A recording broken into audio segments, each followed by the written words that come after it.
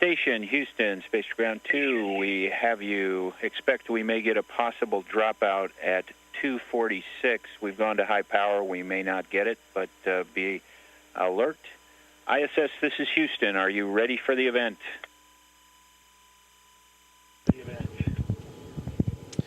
We are ready for the event.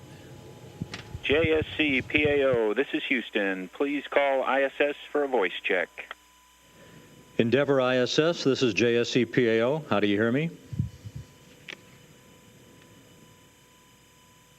Rob, we have you loud and clear, and happy to talk and take your questions today. Good to talk to you, Jeff, and the media are ready. Hello, everyone. You all look great. This is Jill Tolk representing the Beacon Villager in Maynard, Massachusetts. A question for Nick Patrick from Air Race pilot Michael Goulian. Michael says, just being there to watch the launch for 2 nights in a row with changeable weather was a roller coaster of emotions. When you get so close to a launch and it's delayed like it was last week, how do you get psyched up to do it all over again the next night? That's a good question, and hello to Mike. I'm glad he was able to watch with us. We were a little disappointed, obviously, to come off the launch pad in our suits rather than being pushed off it by the main engines and the solid rockets the first night. But it's not hard to get psyched up again when you know what's ahead.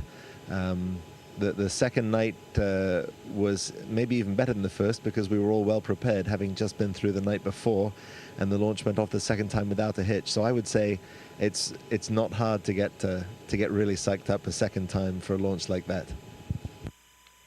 Thanks for the good words. Another question for you, Nick. Before your launch, we had talked about Captain James Cook and his vessel, the HMB Endeavour. I did find out that Andy Thomas flew a wooden piece of the anchor from Cook's Endeavour on Shuttle Endeavour in 1996. So what were your thoughts and feelings as you were sailing through your first EVA in view of your childhood growing up in Yorkshire?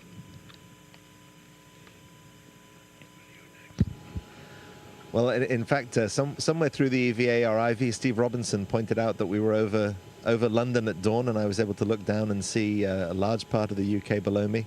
I didn't at that point have too much time to think about my childhood because the EVAs are very busy, as you know. But reflecting now, it was a wonderful experience to have grown up in that part of the world. It prepares you well for any weather you might encounter, whether it's bad weather at launch or landing. And I do remember fondly going up to see the monument to Captain Cook in the Yorkshire Moors, which was it's a treat to look back on that and think about how far we've come since his days of exploration. Thanks very much. My last question is for Steve and Soichi. Stevie Ray, before you launched, you talked about being one brain with Soichi because of your experience on 114. What's it been for you and Soichi together to work and maybe play a little bit on orbit?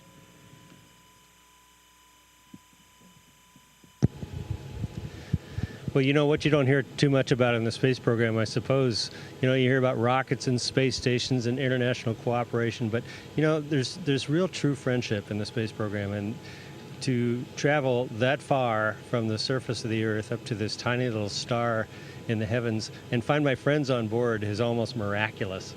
And so it's been wonderful for me to see all the folks here on board. And Soichi and I, of course, we trained together for so long. We're like brothers from other countries, and it's been great fun. Yeah, thanks. You know, living in space is nothing more joyful other than having friends on board. And Stevie Ray just gave me it's a great memory 5 years ago, and this time also. It's a great experience. This is Gerhard Daum with the German Aerospace Center, DLR, and Space Expo Association. Question for TJ Creamer. After about 2 months aboard the ISS, what were your most challenging moments and your highlights so far?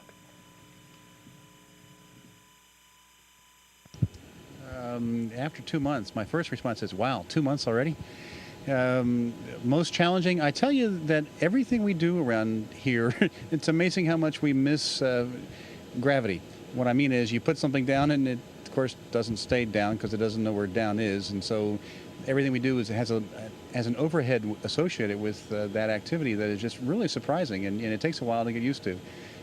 Highlights, I tell you, sharing the time with the friends that are on board, and truly, it is friendship all around. And I think the most spectacular aspect of that sharing is the discoveries from day to day that we encounter, and of course the incredible views that we're able to see throughout my 2 months here, but now even better with Cupola. Question for Nick Patrick. You performed your first 3 EVAs on that mission. Please tell me about your emotions and impressions floating outside the station, and what was the most difficult task?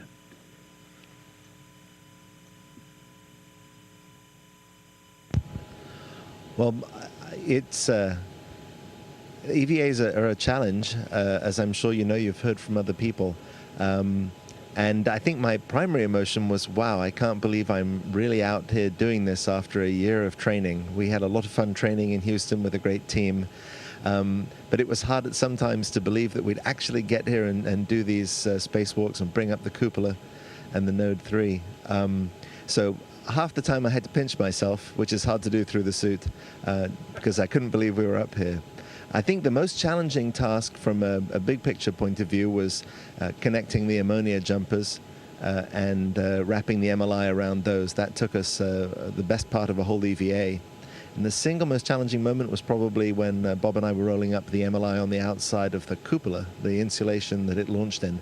That just didn't behave the way it had on Earth. So those were some of the challenging moments. But all in all, it was really great fun and a wonderful experience. My last question for Steve Robinson. This is your 4th mission. Was there anything new for you personally on this mission so far? What's new for me personally? Well, the space station must be almost twice the size as it was last time. The type of things that people do on space station, the type of living here, and of course, the brand new Node 3 and the cupola, all these are new. So it's like a brand new experience all over again. And frankly, I think every time you fly in space, you sort of start over in a way. There's that much new to be learned. This is Jim Oberg with NBC News, and hello to everyone up there. I have a question from our network associates in London, the ITN, for Nick Patrick. So it's for British television, so you don't have to worry about Yankees understanding how you answer. But their question is, now that you're fulfilling your lifelong dream for a second time, how does it really feel to be in the shuttle, doing that work that you were carrying out, and how does it compare to your dreams? And later, what would you, as a follow-up, what would you say to someone else who has those same dreams? First, how does it compare to your dreams? Those are interesting questions. Those are interesting questions. I think I could almost say I haven't quite fulfilled my childhood dream, because what I think most of us here dreamed of when we were really young was walking on the moon, when we watched the Apollo moon landings. And none of us has walked on the moon yet, or on the surface of another planet. We'd all really love to do that. But of course, in a very real sense, we're all fulfilling our childhood dreams of flying in space, and it is just a wonderful experience. It's both wonderful to be here and experience it as a crew, and it's also wonderful when you get back home to share it with friends, family, and students and colleagues. The people who in the future will hopefully be inspired by what we're doing, and the people who've helped us do it. It's wonderful to go back and talk to all of them. Endeavour ISS, this is Houston ACR. And I would say That concludes questions from JSC. Please stand by for a voice check from KSC PAO. Endeavour ISS, this is KSC PAO. How do you hear me? KSC PAO, Endeavour, and ISS have you loud and clear. This is Marcia Dunn of the Associated Press, and I'd like some reviews of the station's new observation deck. How stunning are the views, and what are some of your favorite views through the 7 windows so far? And maybe a couple of you could answer that, please.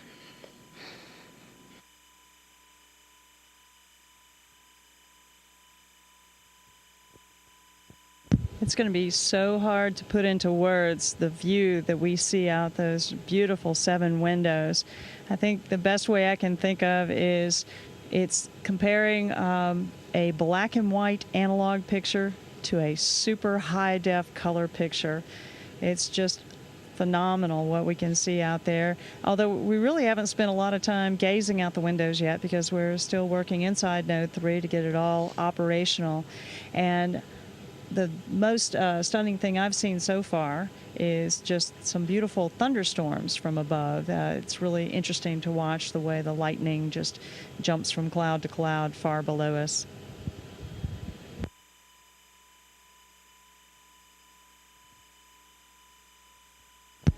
Hi, Marcia. I'll add to that. The first time, every experience I've had here has been new and completely amazing for me since this is my first flight. Getting to look out the shuttle windows and the station windows have been awesome.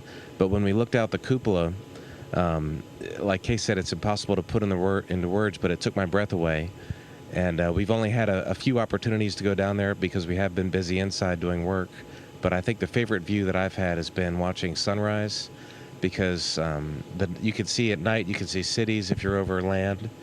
And then when you pass into the sunlight, you get the blue limb. And then it turns into pink and different colors like that. And then when the sun pops up, it's like an instantaneous floodlight in your eyes that kind of overwhelms you. But the view is amazing. You can sit there and bend up and actually with your eyes at least perceive the entire Earth limb, and you can really see that the Earth is that round shape. It's just amazing. Yes, Marcia, I'll just Commander give one Williams, more practically. Yes, and for Commander Williams, so you can use the cupola for viewing, or at least part of your crew. And how do you plan to handle the up and down of the shutters over the course of what's left of your mission and missions to come?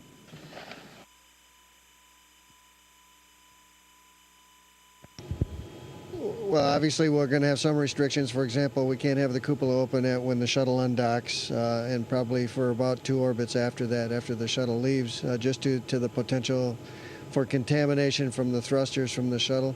But we will use the cupola a lot to get a very unique and new viewpoint of the Earth that we haven't experienced before. And as the others just said, to be able to see the entire Earth in one glance and see the entire limb of the Earth all the way around and see the spherical shape of the Earth is going to be new to us. Obviously, we've seen a lot of those segments of that view before, but only one segment at a time through a narrower field of view to the Earth.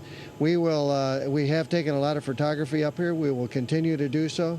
And the cupola will offer us a very unique and new opportunity for photography in a new way, particularly with wide-angle lenses, which we're already playing with a little bit to try to be able to share that experience with folks on Earth.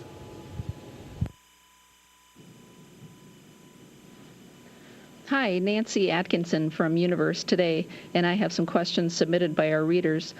Speaking of the cupola, a lot of people in the northern latitudes have been seeing some aurora recently, and we were wondering if you have seen any from the space station.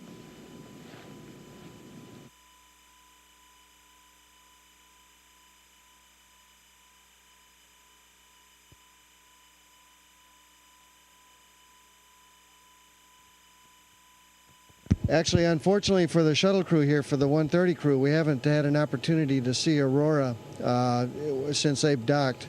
But about a month ago, I think it was, we had some beautiful aurora over the North Pole. And some of us have experienced it also on previous flights, and both in the North Pole and the South Pole.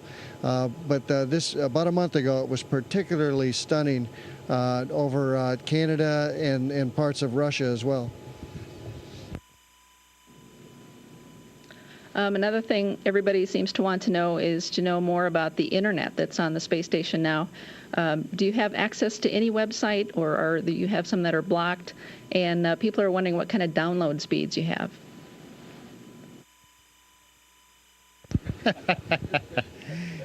Thanks for asking for this project that many people have worked on to make this impossible for us, and some have just pulled their hairs out to make it successful. And many thanks go to these folks. We have access to any website that we are allowed to go to as government employees. That's my best answer. And in terms of download speeds, back in the old days, it kind of compares to the modems, the 9.6 kilobyte and the 14.4 kilobyte modems. So it's not really fast enough to do good file exchange or large file exchange or videos. But it certainly lets us go out and browsing and to do the fun reading that we want to do and get caught up in current events on that day. It's a nice outreach for us. And of course, you've heard about the twittering, which that's a nice feature that we can partake in also. And one final question for the shuttle crew. We want to know the significance of the chickens that were in some of the execute packages.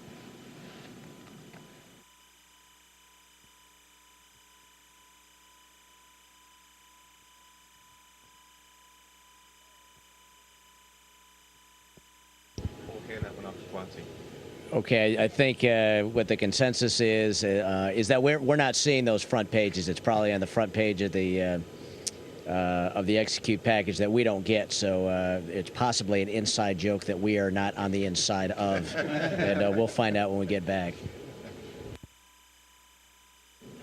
Hey, thanks, guys. It's Bill Harwood with CBS News with two questions. One for Jeff Williams.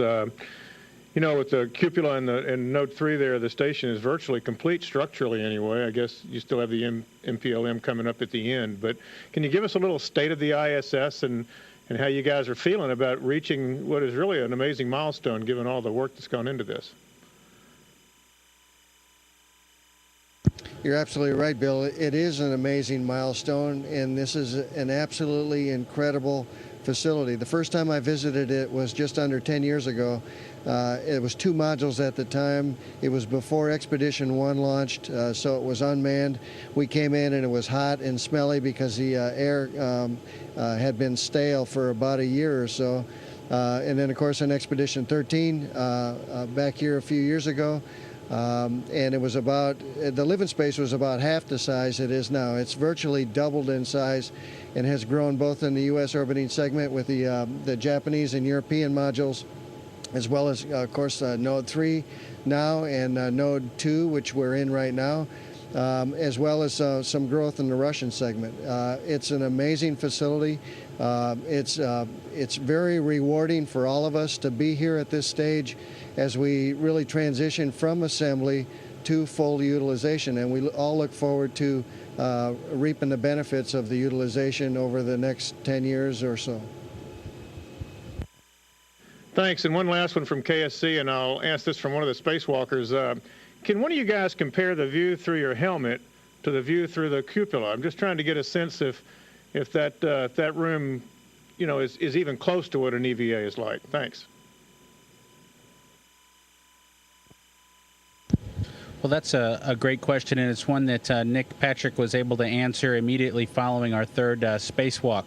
Immediately coming out of his suit, he was able to go over to the cupola and actually have a look out of the window and compare it. And I think his words were that it's at least comparable, if not better.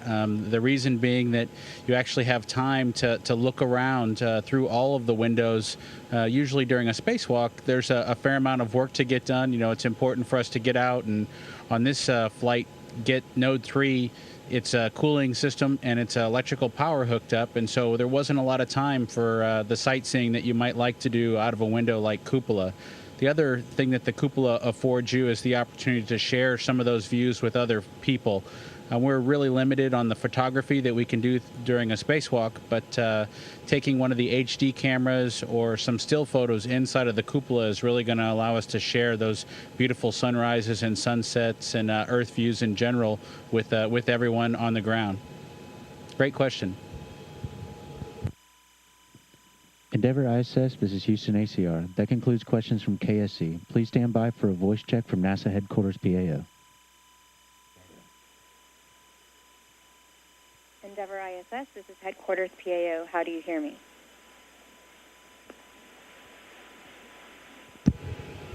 Headquarters PAO, Endeavour and ISS have you loud and clear, ma'am. Hi, Hi, this question's for Nick Patrick. Nick, this is Shona from ITV News, so a little bit of British normality for you while you're up there in space.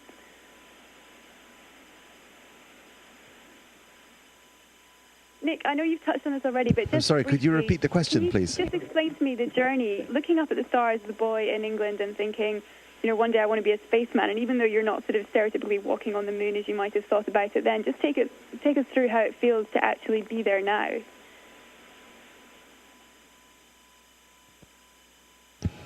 It's really hard to describe.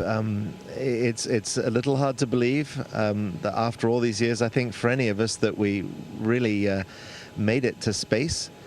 We've all been pursuing this dream for a long, long time, wherever we came from, whether it's Japan or North America, England, and Russia. That's right. We have cosmonauts with us today. You also. It's an amazing set of things that have to go right, and people who want to pursue this path really need to study hard. I think that's the one thing that we all have in common, whether we're engineers, scientists, pilots, doctors. We've all really worked hard in school to get here. We've stayed in school for a long time, way too long for some of us, and we've been very fortunate in our careers to have followed paths that brought us here. But it really is amazing. You have to pinch yourself, and I can't wait to get back and share this unbelievable experience with everybody back on the planet. That's great. And just another one for Nick, just briefly. Moving from the UK to the US is one thing, obviously, but space is pretty much the ultimate culture shock, surely. Do you sometimes dream of getting back to Saltburn-on-Sea? I mean, you're so far from home. How does space compare with a pint down the pub?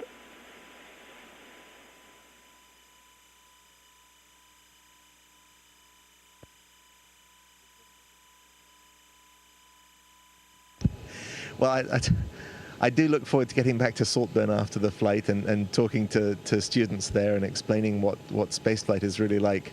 As for how this compares to a pint in a pub, I would have to say there's a lot of the same friendly atmosphere up here. We don't have as much time as you might to really sit back and share stories, but when we do, it's a very precious experience. Floating in the cupola, as Bob described, with a friend and looking out over a sunset, a view that few have been fortunate to see. It's if we had beer up here, it would make the best pub in the world. Endeavour ISS, this is Houston ACR. That concludes questions from NASA headquarters. Please stand by for a voice check from JAXA PAO. Endeavour ISS, this is JAXA PAO. How do you hear me?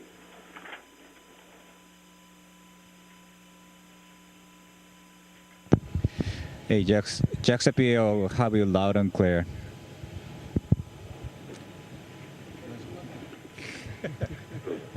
Hello? My name is Imoto of TBS. So I would like to ask your comment, your impression of staying in ISS and how you assess your activities up to now.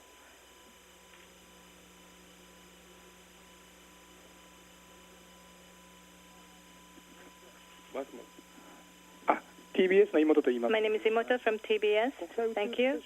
Mr. Noguchi, what's your impression of your stay in ISS so far and your activities so far? はい、今は国際宇宙ステーションに来て Well, it's been 2 months now since I've been here at the ISS, but everything has been working smoothly, and the people on the ground, especially those at Cuba, we have been coordinating quite fine, and so we're very grateful for their support. And although the launch has been delayed, in April we'll be expecting Ms. Yamazaki to come, so we'll have to make preparations for that. This is a question to Mr. Noguchi, Nippon Television.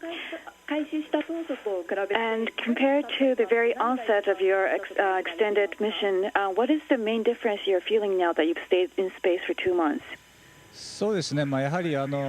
I must say that living in space, I have started to adapt to the lifestyle both physically and mentally, and I am being able to enjoy my life in space. So that's a major change I've been noticing. And in this mission, we have now a cupola with the large windows, and I can see Earth from that. So I am hoping that there will be a new perspective added to my life here on the ISS. 毎日新聞 My name is Nishikawa. Mr. Noguchi, well, this year ISS will be completed. So, well, people, humans, will be living in that quarter in ISS. What is the significance of living up there? Can you please explain, particularly for the children in Japan? Well, yes, this International Space Station is a wonderful facility. There are a lot of scientific achievements, but it has been done under a very great international project. And Japanese people are involved in such project. And here we have 6 people from the space shuttle and 5 in the ISS. But the fact that there is Japanese amongst them is a fact that will, I'm sure, it will inspire the children in Japan and give clues that there will be such future. Now,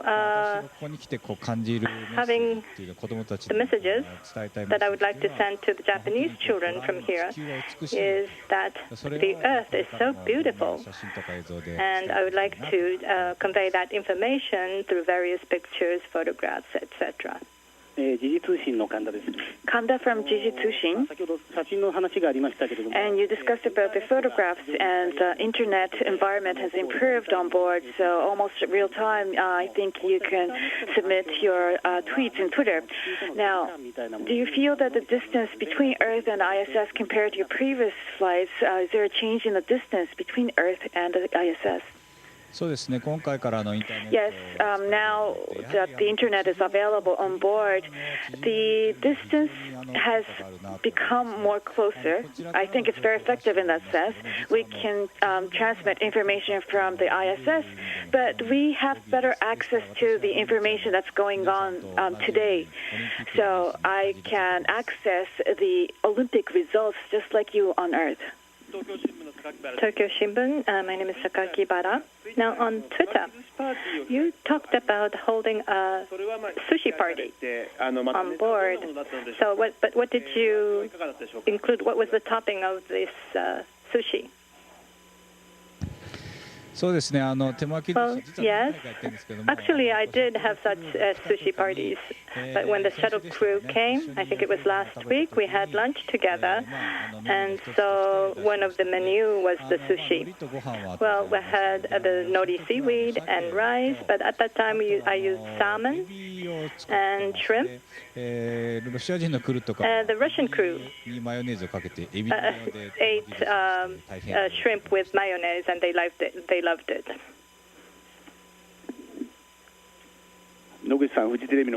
Koiso from Fuji Television. Currently, you have the shuttle crew who you flew up together with Robinson. So Stephen Robinson is with you again. So you are reunited in space with your former colleague. And also, how do you feel about that? And in ISS, you currently have 11 on board. How is the life on board with 11 people? And they will be leaving soon. Would you miss them? Hi, Steve Robinson-san. Yes, Stephen Robinson. We, of course, worked together 5 years ago, and we were able to garner a great friendship through that mission. But now he's visiting us, and on this ISS, I believe it's one of the most enjoyable events when you are able to greet your friends on board. And the shuttle crew will finish their mission today on board ISS, and they will be leaving us tomorrow. So that's quite lonely. Yes, we will miss them, but we will get reunited again on Earth, and we will have a new friends coming on board. So we'll change our mindset and work towards that. Honma from Yomiuri Shimbun. Mr. Noguchi, I'm sure you have a busy schedule every day, but in your life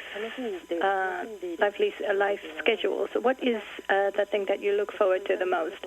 And is there anything you miss? Well, yes. Right now, the Earth that we can look from the window is something that really delights me every day. And we have busy schedules every day. But this beautiful Earth, I would want people to enjoy the most. And I have been sending this, and I have been receiving responses via Twitter, and so I would like to remain in touch with the people on ground and fulfill my mission. And of course, I do miss food from in Japan and meeting with my family, but there are many things that I can do only up here in the space, and I'd like to enjoy that. My name is Hasia Ryder, and in the previous mission, you did an EVA, and you actually said, quoting you, that you felt equal on the same footing with the Earth. But what's the difference you felt, and is there a specific impression you are left with regarding the land of Japan that you see from the space?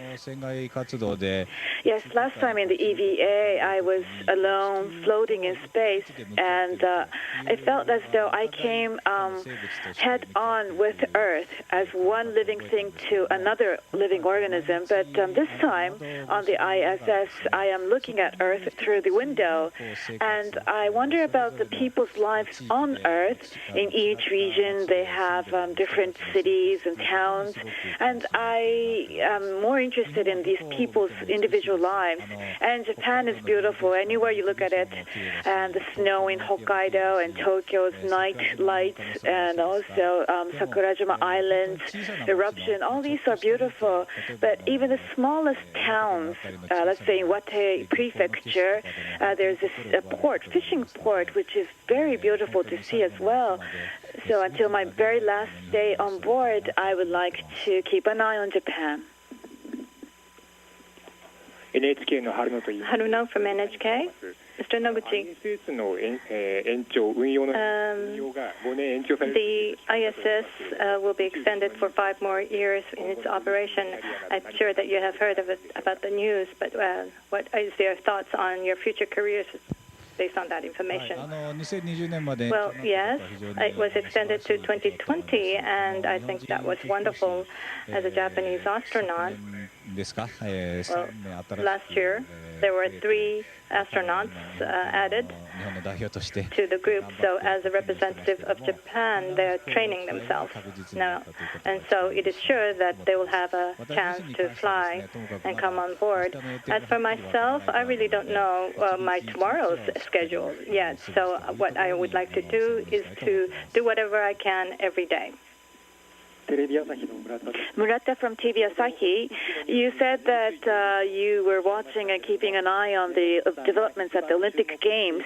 Now, what is the event or an athlete that you're keeping an eye on? With a gesture, if you could give a message of encouragement to the athletes, please. All right, I got it. Well, of course, I think the Japanese already won a few medals, so I'm looking forward to the excellence. And ski jumping, I did send out my ski jump on the ISS. And skiing and figure skating is also another event. I know that there are wonderful athletes there, so we're hoping great medals. So I look forward to that. Good luck to you all. But this is my second question. But I'd like to ask about the changes in your body up in space. Now, you said that you're swimming in the space just like a tuna. Wakata-san was saying that it looked a sense like tuna. Are you now familiar with the life in the space? Well, yes. I think the first 1 month, everything had to go very slow, but now I'm accustomed in terms of physical and mental aspects, and I'm swimming well. Well, I'm not as an expert in terms of Wakata-san. 時事通信, and 2 months has already passed on board the ISS, and I'm sure, have you chatted with your family members or friends via the internet? And in a long extended mission, is there any effect to that psychologically or mentally? はい、家族、それから友人とはSo with my friends or family, I exchange emails, and also I use the TV conference system so we can see them. And also with a telephone line, I am able to talk to them. And since it's a long extended mission, it's important to speak with your friends and people on Earth, and it's important for the stability mentally, I believe. And this is my second question. For Mr. Noguchi, this is the first ISS activities in 4 years, but what is the most thing that we were impressed upon, and how is the view from cupola? Yes, compared with 5 years ago, the station has become big. It has been widened. The Tude and Columbus GEM were added, JLP was added, and this time Node 3 was attached as well. So the space has become very wide, and a variety of activities can be held. So with this, the interior of the ISS have been almost completed. So the fact that I've been able to observe the completion of ISS is something that was very delightful. Now, you had likened yourself to killifish earlier, but what is your comment on that? 今かなり Well, yes. シャトルがいるところで忙しくいろんな we are very busy taking up various tasks here, and I've been working in the GEM, and then after that, helped the EVA in the airlock, and then I came back to the and with the shuttle people, we are very busy. So Mr. Wakata may have been swimming very swiftly in the big sea. Compared with him, I'm just a killifish, just wandering around. Endeavour ISS, this is Houston ACR. That concludes the event. Thank you, media at JSC, KSC, NASA headquarters, and in Tokyo. ISS, we are now resuming normal radio audio communications. Enjoy your lunch.